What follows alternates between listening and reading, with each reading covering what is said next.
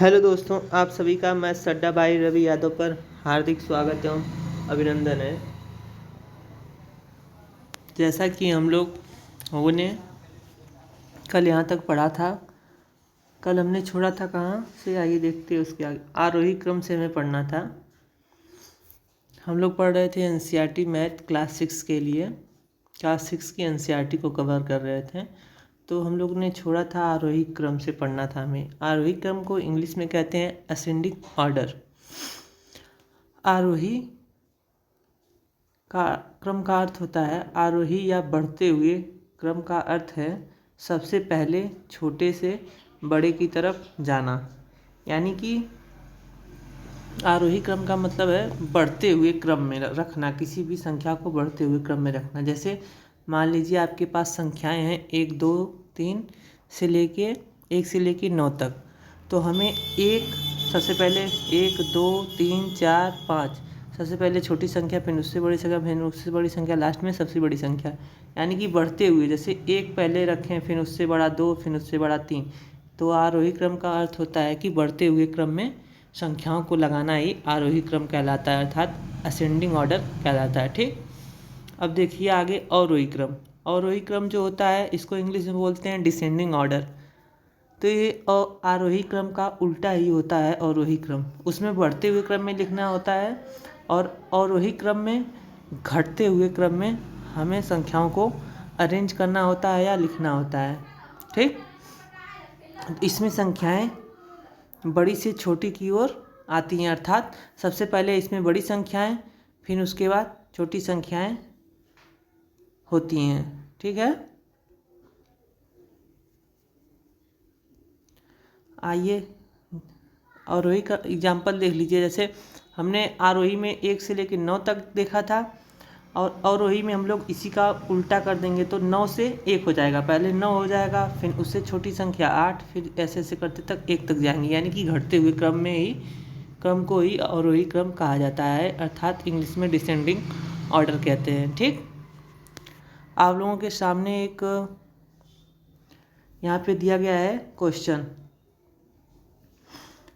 847, 9754, 8320, 571 को आरोही तथा अवरोही क्रम में लिखो। तो इसका आरोही तथा अवरोही क्रम लिखना है। तो आइए देखते हैं आगे। मैंने बताया था कि दी गई संख्याओं को यदि आरोही क्रम में लिखना है तो उन्हें सबसे पहले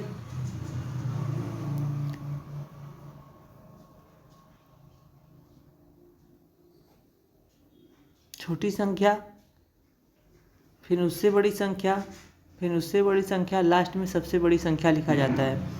यानी कि आरोही का अर्थ होता ही है, मैंने जैसा बताया पीछे की, आरोही मतलब बढ़ती हुई संख्याओं को ही आरोही क्रम में कहा जाता है। तो ये संख्या देखो, सबसे पहले 571, फिर इससे बड़ी संख्या 847, फिर इससे बड़ी 8320, फिर इससे बड़ी संख्या 9754 है। तो ये हो जाएगी आरोही हो जाएगी आरोही क्रम में। और इसी का उल्टा जो होता है अवरोही क्रम होता है। मैंने बताया था कि अवरोही क्रम में जो संख्याएं होती हैं सबसे पहले बड़े से छोटे की तरफ जाती हैं, यानी कि घटते हुए क्रम में। तो सबसे पहले बड़ी संख्या, फिर उससे छोटी संख्या, फिर उससे छोटी संख्या, लास्ट में सबसे छोटी संख्या लिखते हैं। तो ये हो जाएगा अवरोही क्रम। ठीक, आइए हम लोग आगे पढ़ते हैं। अंकों का स्थानांतरण, यानी कि अंकों को अदला बदली करना। ठीक, तो अंकों का स्थानांतरण किसे कहते हैं? अंकों का फेरबदल ही अंकों का स्थानांतरण कहलाता है। आइए जैसे देखिए, पहले क्वेश्चन में दी गई थी संख्या 795। ठीक, यहाँ पे दी गई है यह संख्या 795। ठीक, अब इसमें बोला गया था संख्या 1 यानी कि 7 को व संख्या 3 यानी कि 5 को वो बदल दो आपस में। तो हम ले 5 और संख्या 7, तो पहली संख्या और तीसरी संख्या को बदल देंगे। इसमें इस संख्या के अंकों को बदल देंगे। पहला अंक 7 है और तीसरा अंक 5 है। इन तीनों को आपस में बदलेंगे तो संख्या बन जाएगी 500 संतानवे यहाँ पे देखिए आप लोगों के सामने दिखाई दे रही है, 597 बन जाएगी। तो यह दी गई संख्या से हमें पूछी गई है कि जो संख्या पहले दी गई थी क्वेश्चन में 795 थी और जो हमें प्राप्त हुई बदलने के बाद 597। तो हमें तुलना करना है जो 597 है दी गई संख्या से छोटी है या बड़ी। तो यह संख्या थी छोटी, तो हम लोग यहाँ पे लिखे हैं कि दी गई संख्या से छोटी है। ठीक, आइए एग्जाम्पल नंबर 2 है। एग्जाम्पल नंबर 2 है कि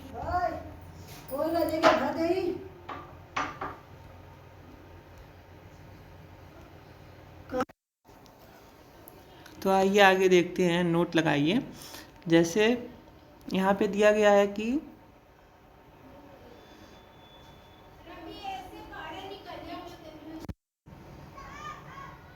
जैसे कि यहाँ पे दिया गया है, आप लोग देख सकते हैं कि यहाँ पे दिया गया है 9 + 1, यानी कि एक अंक की सबसे बड़ी संख्या क्या होती है? 9 होती है। ठीक, 2 अंकों की सबसे बड़ी संख्या 99, 3 अंकों की सबसे बड़ी संख्या 999 हो जाएगी। ठीक, तो आइए आगे इसको समझते हैं। तो यहाँ पे दी गई है एक अंकों की सबसे बड़ी संख्या में यदि हम लोग एक को ऐड करते हैं, यदि एक को ऐड करते हैं तो हमें 2 अंकों की सबसे छोटी संख्या 10 प्राप्त होती है।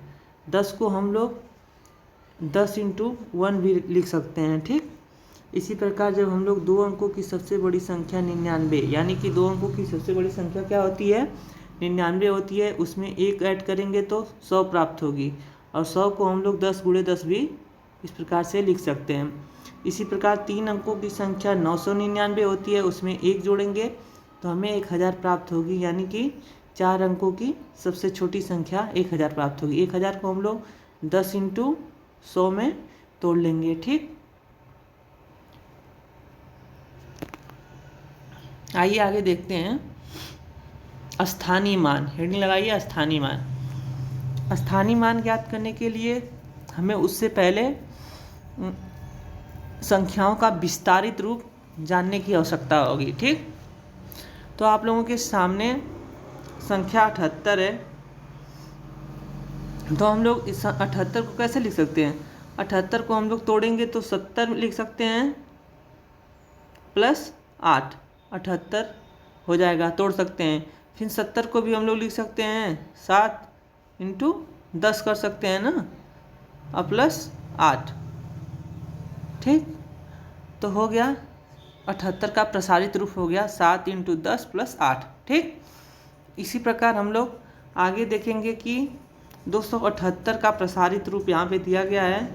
हमें पहले 200 में तोड़ेंगे, फिर 70 में तोड़ेंगे, फिर 8 में, फिर 200 को हम लोग लिखेंगे 2 × 100 प्लस, फिर 70 को लिखेंगे 7 × 10, फिर 8 प्लस कर लेंगे, ये हो जाएगा 278 का प्रसारित रूप। इसी प्रकार 4444 का प्रसारित रूप लिखेंगे तो 4000 में तोड़ लेंगे, फिर 400 में, फिर 40 में और फिर 4 में, सबका योग कर लेंगे। फिर 4000 को लिख सकते हैं 4 × 1000, फिर 400 को 4 × 100, 40 को 4 × 10 और 4 लिख लेंगे 4 × 1। ठीक, तो इस प्रकार ये 4444 का प्रसारित रूप हो जाएगा। आइए आगे देखते हैं। कुछ फार्मूले दिए गए हैं एनसीईआरटी क्लास 6 के चैप्टर में। फार्मूले कह सकते हैं, अर्थात कुछ इकाइयाँ दी गई हैं, जैसे आप लोगों के सामने दिखाई दे रहा है 100 किसके बराबर होता है? 10 दहाइयों के।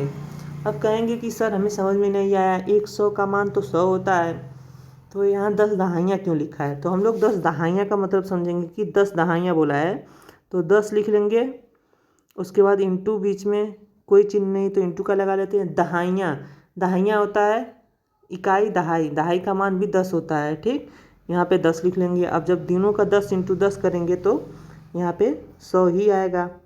लिखने का तरीका बस अलग करके, माइंड सेट करके बच्चों के साथ खेलना चाहता है और ज्ञान देना चाहता है, तो 100 हो जाएगा। तो 100 का मान 100 ही होता है, तो वही लिखा गया है। ठीक, इसी प्रकार आगे देखिए, आगे दिया गया है 1000, यहाँ पे 1000 का मान बोला है।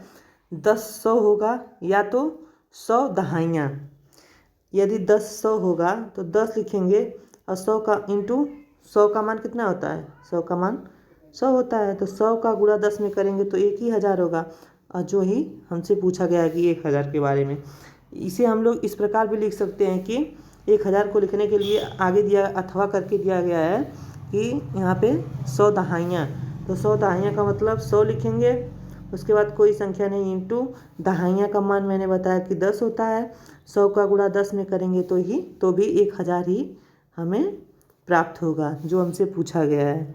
अर्थात हमें हमारे माइंड के साथ कैलकुलेशन कराने की प्रैक्टिस करा रहा है। ठीक, और आगे देखिए इसी प्रकार 1 लाख बोला है, तो इसी प्रकार हम लोग 1 लाख को देखेंगे तो 100,000 दिया गया है, तो 100 लिख के उसके बाद 1000 से गुणा कर देंगे, आ जाएगा 1 लाख। उसी प्रकार या तो हम लोग 1000 इंटू 100 कर देंगे तो भी 1 लाख आ जाएगा। इसी प्रकार 1 करोड़ का हम लोग निकाल लेंगे। ठीक, आइए आगे देखते हैं बड़ी संख्याओं के पढ़ने व लिखने में सहायता किस प्रकार हो सकती है हमें सहायता, उसको देखते हैं। यहाँ पे दिया गया है एक संख्या है, मान लीजिए यही संख्या है 730। ठीक, अब इसमें जो पहला अंक होता है इसे इकाई का अंक होता है, इसे 1 बोलते हैं, वंथ, यानी इकाई का अंक को इंग्लिश में 1 बोलते हैं। और जो 3 है इसे दहाई का अंक बोलते हैं, इसे 10th बोलते हैं, 10th यानी टी से प्रदर्शित करते हैं। अगला अंक 7 जो है सैकड़े पे है, तो इसे 100 से प्रदर्शित करते हैं। ठीक, इसके लिए H सिंबल होता है। इसी प्रकार जैसे जैसे संख्याएं आगे बढ़ती जाएं, मान लीजिए 0 लगा लिए और आगे 1 लिख लिए, तो 1 हो गया, 1th, 10th, उसके बाद 100th, उसके बाद इकाई, दहाई, सैकड़ा के बाद 1000 होता है, 100 के बाद 1000 होता है, TH हो जाएगा 0 का मान, फिर 1 बचा, इसका मान हो जाएगा, क्या होगा, 1th, 10th, 100, 1000, फिर इसका हो जाएगा 10,000, TH हो जाएगा, 1 का मान हो जाएगा TTH। इसी प्रकार यहाँ पे एक संख्याएं दी गई हैं, देखिए आप लोग, जिसको हम लोगों ने लिखा है कि 3 को इकाई बोलेंगे, 4 को दहाई, 5 को सैकड़ा, 4 को 1000, फिर 3 को 10,000, फिर 7 को 10 लाख। ठीक, तो इसे हम लोग पढ़ते हैं इकाई, दहाई, सैकड़ा, 1000, 10,000, लाख। ठीक, 7,34,543 है ये टोटल, तो इसका नाम हो जाएगा 7,34,543 यहाँ पे लिखे भी हैं। और इसका हम लोग प्रसारित रूप देखेंगे तो मैंने बताया था पिछली ऊपर जैसे इस संख्या का प्रसारित रूप निकालने के लिए हम लोग सबसे पहले 7 लाख लिख लेंगे यहाँ पे, फिर 30,000, फिर 4,000, फिर 500, फिर 40, फिर 3, फिर इसको हम लोग 7 लाख को कैसे तोड़ सकते हैं, 7 इंटू 1 लाख में तोड़ लेंगे। ठीक है, उसी प्रकार फिर 30,000 को 3 इंटू 10,000 में तोड़ लेंगे। ठीक, उसी प्रकार 4,000 को 4 इंटू 1,000 में तोड़ लेंगे। उसी प्रकार 500 को 5 इंटू 100 में, 40 को 4 इंटू 10th में, और 3 को 3 इंटू 1 में तोड़ के इसका प्रसारित रूप लिख देंगे। आगे है अल्पविराम या कामा का प्रयोग। अल्पविराम या कामा का प्रयोग संख्याओं के नाम को लिखने में संख्याओं को लिखने के लिए हम लोग करते हैं। इसकी 2 पद्धतियाँ होती हैं। अल्पविराम या कामा लिखने की 2 पद्धतियाँ होती हैं। यहाँ पे पहली पद्धति है भारतीय संख्याकन पद्धति, इसे इंग्लिश में बोलते हैं इंडियन सिस्टम ऑफ न्यूमरेशन। ठीक, तो भारतीय संख्यांकन पद्धति में हम लोग अल्पविराम कैसे लगाते हैं।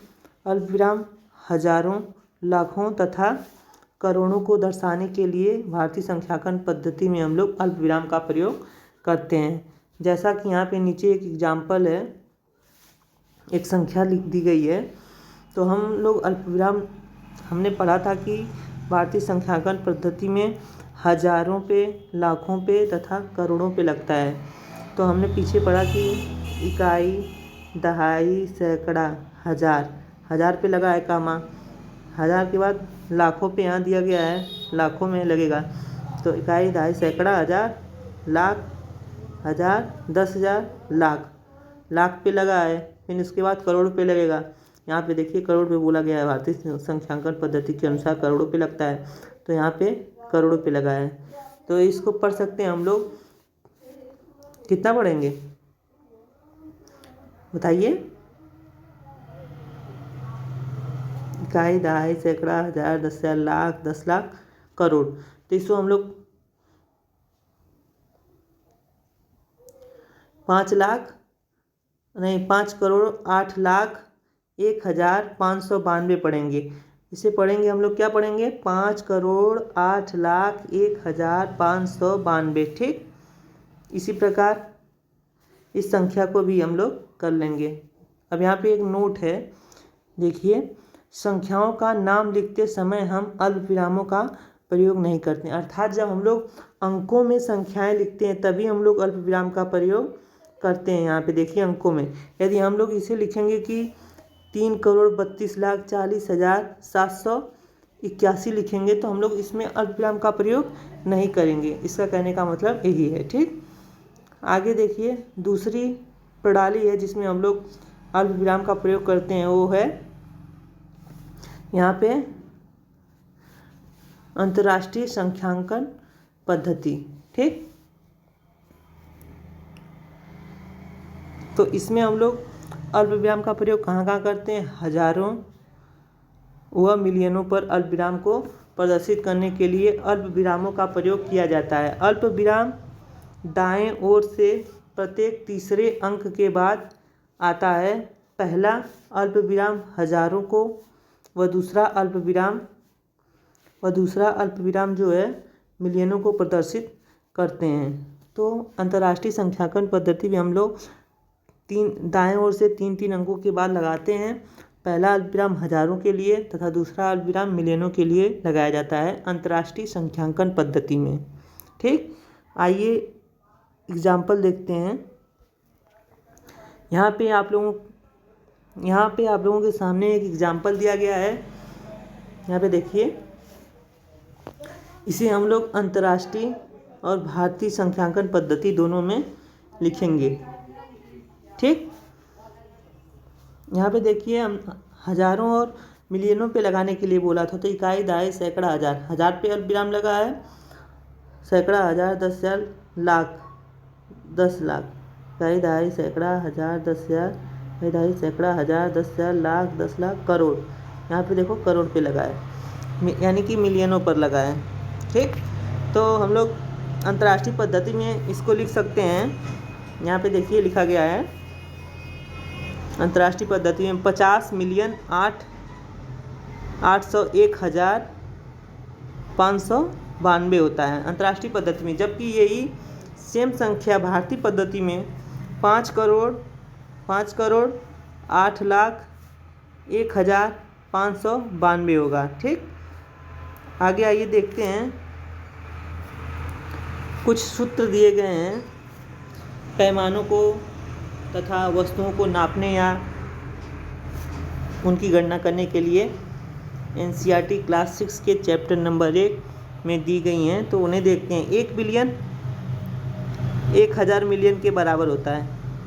1 बिलियन का जो मान होता है 1,000 मिलियन के बराबर होता है। आगे दिया गया है कि 10 मिलीमीटर जो होता है 1 सेंटीमीटर के बराबर होता है।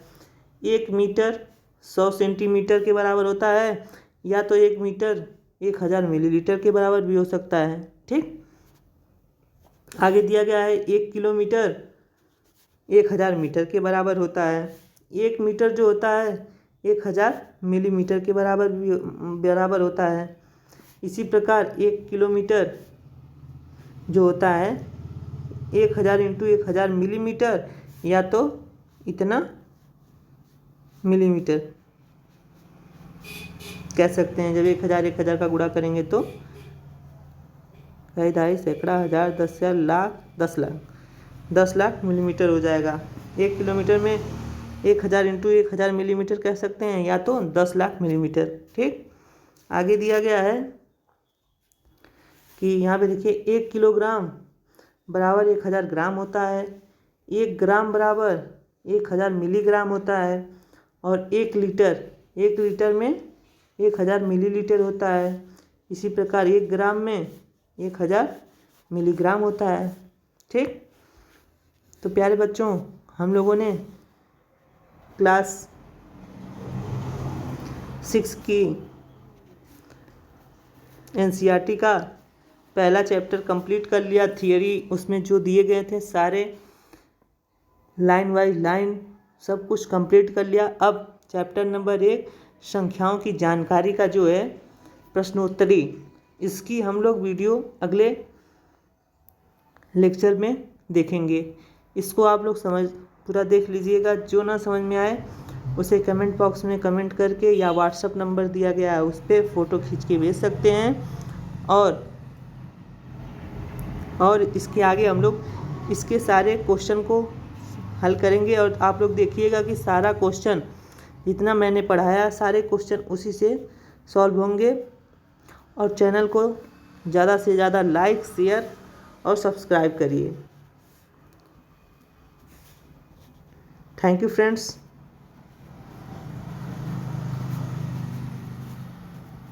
मिलते हैं कल। Bye bye, take care.